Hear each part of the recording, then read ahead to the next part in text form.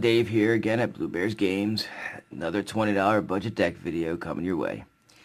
Today's deck is Red Black Minotaurs.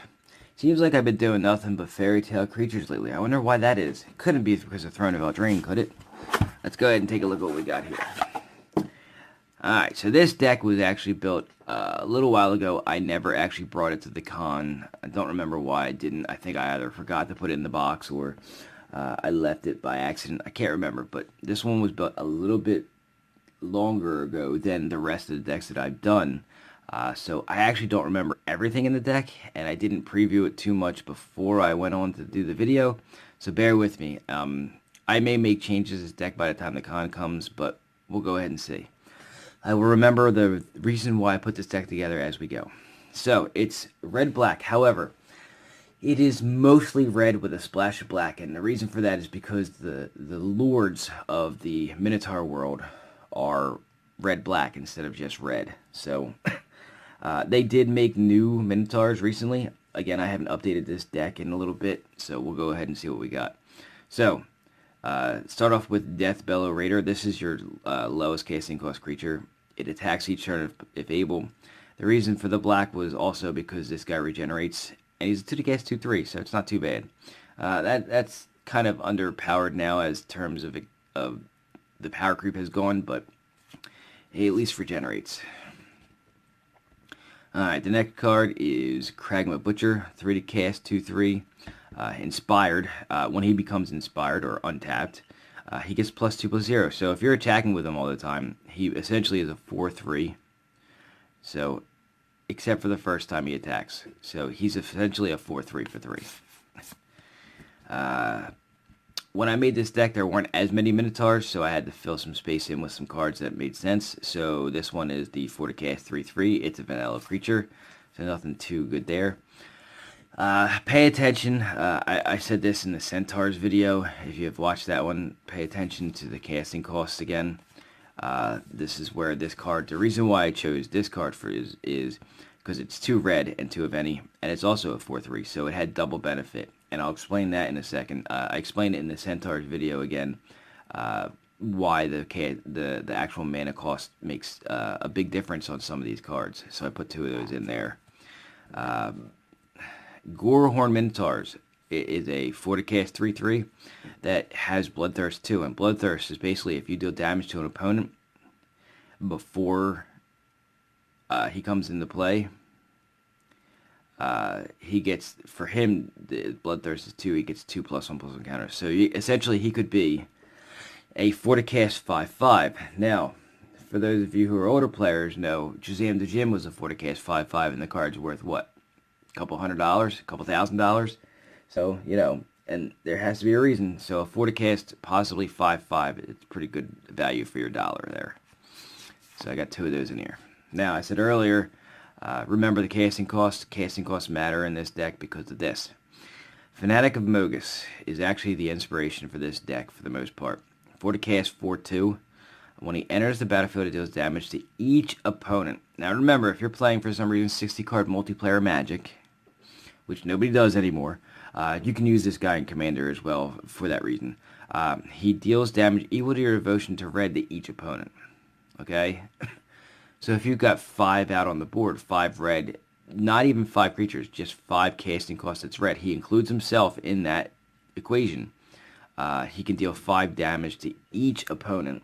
Now, unless you're playing multiplayer, each doesn't matter, but it's still a nice little bonus. And I actually put in a playset of those. I don't normally put in a playset of cards like this into the decks just because I want to spread that love out, make more decks so more people can play the decks that I make. But for the purposes of this deck, it needed 4, just because these alone could be what kills your opponent. Alright, so Minotaur Lords are a little different. Some of them are anyway. They're red-black instead of just red, because there are some black Minotaurs. They're not very good.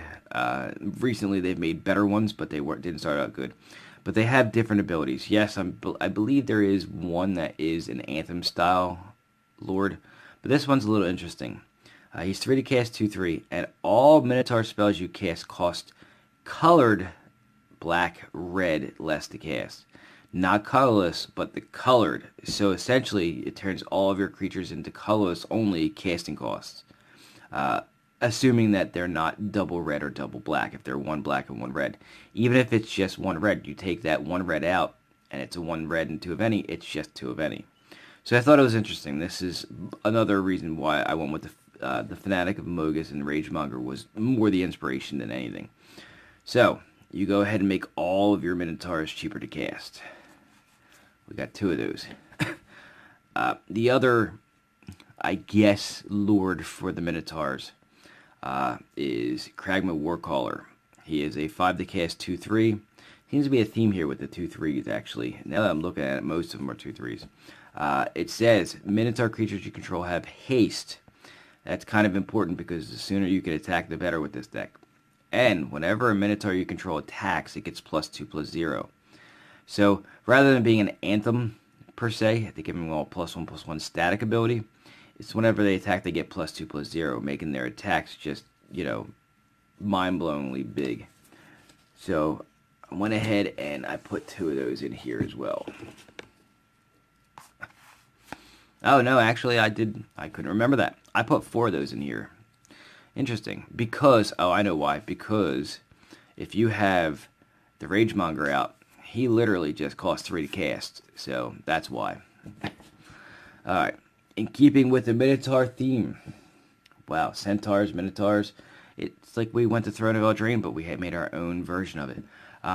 Flurry of Thorns, in keeping with the Minotaur theme. It puts 2/3 red Minotaur creatures with haste onto the battlefield.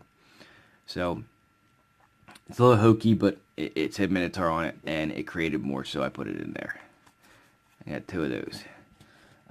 Now, we are in red, so our way of creature removal is through damage-based. So we're going to start with that, the damage suite, if you will. We start with Chandra's Outrage. It's 4 to cast. It deals 4 damage to a creature. Most things won't survive that. I think that it's like 15% of creatures have more than 4 toughness in Magic. So this will kill, I believe it's 85% of the board. And then it also deals 2 damage to the creature's controller. That's important too because it helps put extra damage out there. So I got 2 of those in there. I've got Pillar of Flame in here. It's a shock, essentially, except for it's not instant. And if a creature dealt damage would die, it exiles it instead. So I put a couple of those in here as well. Searing Spear. It's a 1 more to cast Lightning Bolt. It deals 3 damage to anything you want for 2. It's an instant speed that makes it a little bit better than Pillar of Flame, and it also does a little bit more damage. So I got a couple of those in here as well. Annihilating Fire, it's the same thing as the Searing Spear, only it has that effect of if a creature dealt damage this way would die, exile it. I do that, I put those cards in decks because I sell these decks in 2s sometimes to help 2 friends or 2 brothers or a brother and sister or 2 sisters who are just starting out. If one of them picks the Reanimator deck, I want to give them a small fighting chance because Reanimator is harder to beat because you can just keep recurring the creatures over and over again. This removes them from the game so that they can't keep recurring the damn creatures. So that's why I put stuff like this in these decks. I got a play set of those in there. Lightning Strike, again, same thing as, previous card, Searing Spear. It's an instant. It costs a little bit more than Lightning Bolt, but it does what Bolt does, which is 3 damage to anything at instant speed. So I got 2 of those in there. I put in 2 Viridian Claws. It's more along the line to help people learn how to use equipment. It was cheap. It gave first strike. So I kind of wanted to make it so that your creatures have a small advantage. Unless you're playing against like a White Weenie style deck who has first strike anyway. I wanted to make them, with all the stuff buffing power in this deck, I figured what's 1 more and first strike. That way you can kill anything on the board no matter what you do. So I put 2 of those in there. Alright, now the rares. The rares are a little different. This deck does not fit into a standard, a modern. It does not fit into those. This deck was purely just to help teach how to play the game. So I have Didgeridoo. It's from Homelands, guys. Have any of you ever opened a pack of Homelands? Homeland sucks. Until they started making Minotaurs a thing, this thing sucked. But for this purposes of this deck, it's actually really good. It's a 1-cast artifact that for 3 you can just basically put any Minotaur in your hand into play. Don't have to pay its casting cost, you just put it in there. I did have a lot of effects that reduce cost of mana in here just because I wanted to make it a quicker deck. I had 2 of them, and I figured it would be fun to watch people play with a didgeridoo. So, the next card, Howl of the Horde.